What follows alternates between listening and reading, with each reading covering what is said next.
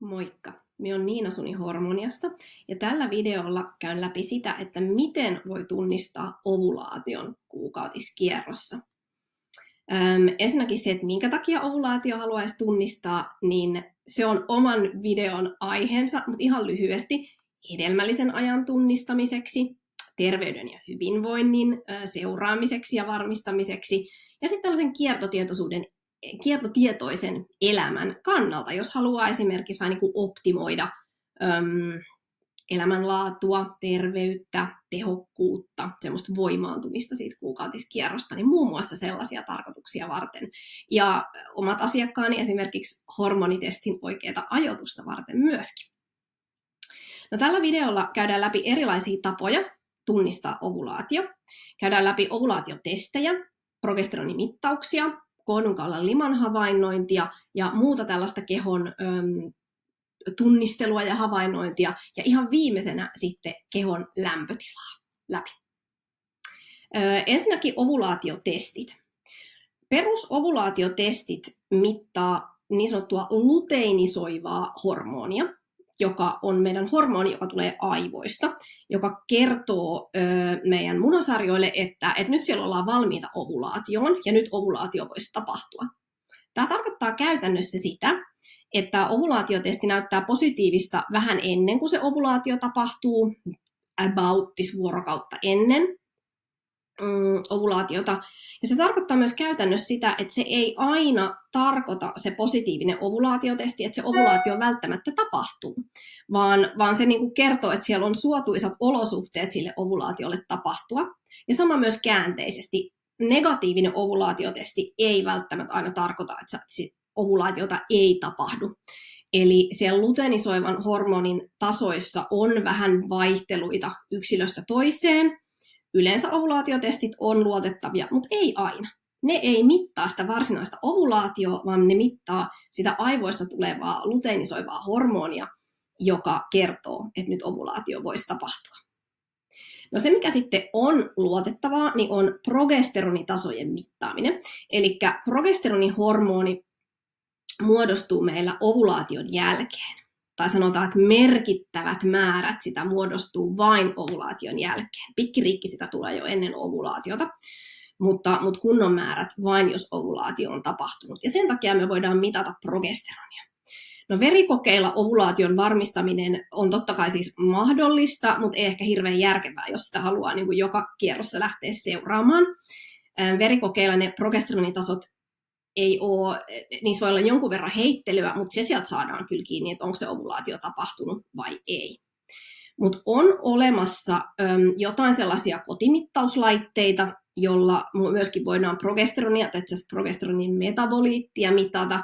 Esimerkiksi semmoinen Mira-laite on olemassa, ja ainakin niin kuin muualla päin maailmassa on olemassa sellaisia ovulaatiotestejä, semmoisia tikkuja, jotka sitten mittaa tätä progesteronin metaboliittia, mutta Suomessa ne ei ole kyllä mitenkään niin kuin isosti markkinoille vielä rantautunut. Et jotain tällaisia progesteronimittauksia on olemassa, ja sitten on tietysti näitä tämmöisiä kattavia hormonitestejä, joilla ehdottomasti on hyvä tunnistaa sitä ovulaatiota, mutta nekään ei niin kuin kierrosta toiseen, jos haluaa sitä lähteä seuraamaan, niin ei ole sitten tietysti mahdollista tehdä semmoista kattavaa hormonitestiä joka ikisessä kierrossa. No, sitten on mahdollisuutena myöskin tarkkailla kohdunkaulan limaa.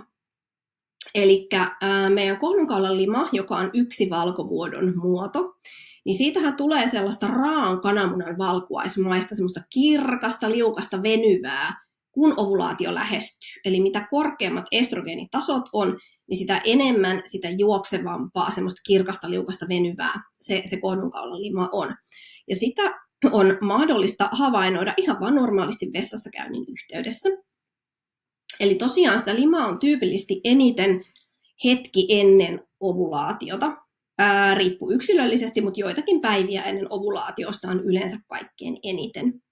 Ja tämä liman juoksevan hedelmällisen niin sanotun estrogeenisen kohdunkaulan liman läsnäolohan ei myöskään sit varmista, että se ovulaatio välttämättä tapahtuu. Se korreloi siihen, että meidän estrogeenitasot on korkeat, mutta se korkea estrogeenitaso ei välttämättä kerro sitä, että se ovulaatio ihan varmasti tapahtuu. mutta usein näin on, että se edeltää sitä ovulaation tapahtumista. On myös olemassa tietysti jotain näitä laitteita, jotka mittaa niitä estrogeenitasoja, mutta sama näissä, että jos haluaa niin kuin varmasti varmistaa sen ovulaation tapahtuneen, niin sitten se progesteroni on se niin kuin varma mittaus siitä, mutta toki se estrogeenitasot sitten taas, korkeat estrogeenitasoot kertoo, että se ovulaatio on lähestymässä, ja jos on tavoitteena raskautuminen, niin mehän halutaan saada se tieto vähän ennen sitä ovulaatiota, eli silloin on paras hetki raskautua, jos se on tavoitteena. Eli jos raskautuminen on tavoitteena, niin silloin yhdyntä mahdollisimman runsaan tämmöisen hedelmällisen kohdunkaulanliman päivinä on hyvä vaihtoehto. On myös olemassa jotain tällaisia esimerkiksi mikroskooppeja, joista voi tarkkailla sitä kohdunkaulan limaa tai sitten sylkeä. Ja ne perustuu just näihin hormonimuutoksiin, mitä siellä tapahtuu meidän kehon nesteissä, näihin hormonimuutoksiin liittyen. Mutta nekään ei varmasti vahvista sitä ovulaatioa, nämä tällaiset laitteet yleensä. No, kohdunkaulan liman lisäksi voi tietysti havainnoida muitakin muutoksia siellä kehossa. Eli yleensä just ennen ovulaatioa meidän energiatasot kasvaa. Usein just ideoita alkaa lentää, sosiaalisuus kasvaa. On vähän semmoinen niin kuin voittamaton olo. Mutta sekään ei tietenkään aina niin kuin vahvista sitä, että se ovulaatio tulee varmasti tapahtumaan. Mutta se usein kertoo, että nyt siellä ollaan niin kuin valmiita sille ovulaatiolle, että ne estrogeenitasot on korkeita.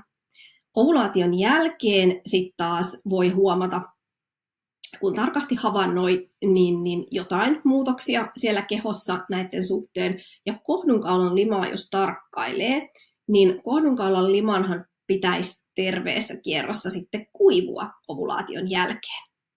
Eli sitten ei enää pitäisi olla sitä kirkasta, liukasta, venyvää kohdunkaulan limaa siellä, mutta totta kai hormoniepätasapaino vaikuttaa näihin kaikkiin havaintoihin, myös sinne kohdunkaulan liman havaintoihin.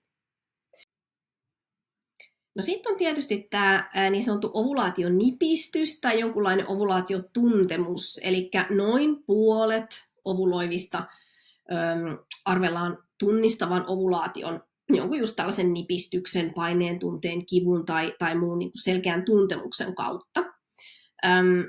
Eli jos sellaista ei tule, niin se ei tietenkään tarkoita sitä, että ovulaatio ei tapahdu, eikä se ihan aina välttämättä myöskään tarkoita sitä, että se ovulaatio välttämättä tapahtuu, eli se voi liittyä muihinkin tapahtumiin siellä munasarjoissa tai lähettyvillä.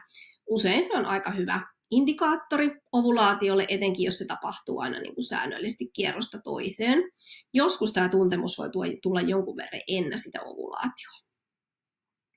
No sitten on vielä viimeisenä tämä kehon lämpötilan tarkkailu. Eli kehon lämpötila nousee muutamalla desimaalilla ovulaation jälkeen. Tämä johtuu siitä, että ovulaation jälkeen ne progesteronitasot nousee ja progesteroni nostaa sitä meidän kehon lämpötilaa hieman. Ja tarkoilla mittauksilla se on havaittavissa, vaikka se muutama desimaali kuulostaakin pieneltä. Lämpötila tosiaan nousee ovulaation jälkeen, eli jos haluaa varmistaa etukäteen, että onko se ovulaatio tulossa, niin silloin esimerkiksi kohdunkaulan tarkkailu on hyvä. Mutta lämpötilan nousulla pystytään usein varmistamaan se ovulaation tapahtuminen. Ei ole aina ihan 100%, eli joskus harvemmin voi olla tilanteita, että sitä lämpötilan nousua ei syystä tai toisesta saada kiinni, vaikka se ovulaatio on tapahtunut. Mutta varsin hyvä indikaattori se on sille ovulaation tapahtumiselle. Ja oleellista on se, että se lämpötila ei ole niin kuin muutamaa päivää koholla, vaan se pysyy siellä koholla noin pari viikkoa sen ovulaation jälkeen. Ja sitten kun ne seuraavat kuukautiset alkaa, niin se laskee se lämpötila päivää ennen tai silloin kuukautisten alkaessa.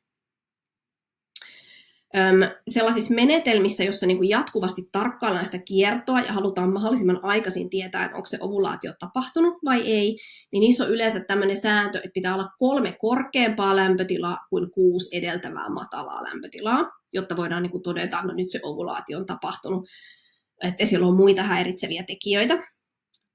Mutta jos se lämpötila pysyy vaan 3 päivää koholla, niin ei siellä silloin ole ovulaatio tapahtunut, vaan tosiaan se pitää olla lähempänä sitä 2 viikkoa, että se pysyy siellä korkealla. Ja tosiaan pitää osata huomioida sitten muita häiritseviä tekijöitä siellä. Esimerkiksi alkoholin käyttö, stressi, unen määrä ja laatu vaikuttaa myös sinne lämpötilaan. Ne pitää huomioida siellä mukana. No miten tämän lämpötilan voi mitata? Tarvitaanko jotain erikoisia laitteita? No ei tarvita. Ihan peruskuumemittarillakin pystyy mittaamaan sitä. Voi hankkia ihan tämmöisen 2 desimaalin digimittarin tai sitten lasisella kuumemittarilla, jotta saa niin kuin mahdollisimman tarkasti, kun se nousu ei ole niin kauhean iso. Mutta usein ihan peruskuumemittarilla pystyy saamaan sen ovulaation tapahtumisen kiinni. Joskus se vaatii jonkun aikaa, että se niin kuin bongaa sieltä, ja totta kai useampien päivien mittaamista ehdottomasti.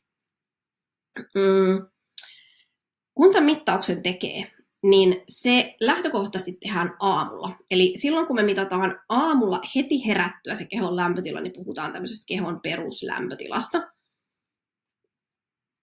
Eli aamulla heti herättyä ei lähdetä käymään vessassa, ei torkuteta tai tehdä mitään muutakaan, vaan se lämpömittari sängyn vieressä valmiina, niin että sä saat heti sen sinne mittauspaikkaan. Se voi olla suusta, kainalosta tai emättimestä esimerkiksi tämä mittaus, mutta aina samasta paikasta tietysti, ei voi vaihdella sitä paikkaa. Suurin piirtein samoihin aikoihin, eli ei voi tehdä niin, että yhtenä aamuna mittaa kello 6 ja yhtenä aamuna mittaa kello 11, vaan about semmoinen normaali mittausaika plus miinus tunti. Tämäkin on vähän yksilöllistä, että miten paljon heittelyä se sietää ja miten paljon esimerkiksi se unen laatu ja määrä sinne vaikuttaa. Mutta se selviää tarkkailemalla sitä.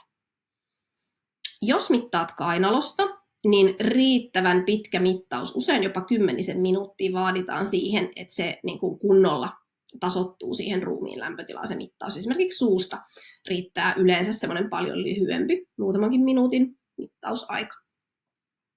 Ja tosiaan ne häiritsevät tekijät sitten huomioida siellä. No nykyään on tullut tätä lämpötilaa mittaus niin kuin helpottavia laitteita. Esimerkiksi Ladycomppi, joka mittaa aamulla sitä kehon peruslämpötilaa, mutta sitten on tämmöisiä koko yön ylimittaavia mittareita, niin kuin esimerkiksi Tempdrop ja myös Oura. Ja tämähän ei ole sitten tismalleen sama kuin kehon peruslämpötila. Tästä löytyy erillinen blogikirjoitus Hormonian nettisivuilta, jos kiinnostaa tarkemmin mennä tähän aiheeseen. Mutta silloin se lämpötilan nousu ei ole ihan prikulleen tismalleen sama ajoitus kuin se kehon peruslämpötila, joka viittaa siihen aamulla ensimmäisenä mitattuun lämpötilaan. Mutta sen ovulaation tapahtumisen saa kyllä kiinni, jos sen on kiinni saadakseen lämpötilan nousun avulla, niin näillä koko yön mittaavilla laitteilla. Ja tosiaan aika harva tietää, että esimerkiksi tällä Oura-sormuksella tai jollain muulla tällaisella kellolla, joka mittaa lämpötilaa, niin voidaan saada se ovulaatio kiinni ihan ilman mitään erillistä kuukautisseuranta-softaa, vaan ihan vaan sieltä sitä lämpötilaa ja sen trendiä katsomalla, niin sen saa sieltä kyllä tavoitettua. Eli sellaisilla keinoilla voidaan tunnistaa ovulaatiota kotikonstein. Totta kai sitten on esimerkiksi ultraäänitutkimukset myöskin, millä itse asiassa niin kuin ovulaation tarkka ajankohta sitten ainoastaan saadaan katsottua niin kuin ihan todella tarkasti. Eli näitä keinoja oli ne ovulaatiotestit, erilaiset progesteronimittaukset, kohdunkaulan liman ja muiden, esimerkiksi näiden elektrolyyttimuutosten havainnoinnit, kehon merkkien havainnoinnit, ovulaationipistys ja sitten kehon peruslämpötila. Ja totta kai kun yhdistelee näitä useampia tekijöitä, niin saa sitten entistä varmempaa tietoa.